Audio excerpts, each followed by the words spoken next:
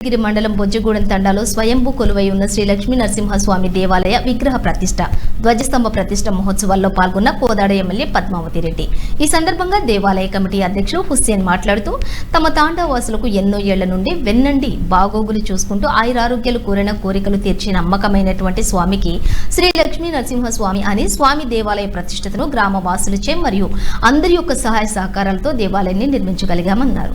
అంగరంగ వైభవంగా నిర్మించుకున్నటువంటి ఈ దేవాలయ ప్రతిష్టకు చుట్టుపక్కల గ్రామ ప్రజలు కుటుంబ సమేతంగా కదలి వచ్చారని అన్నారు.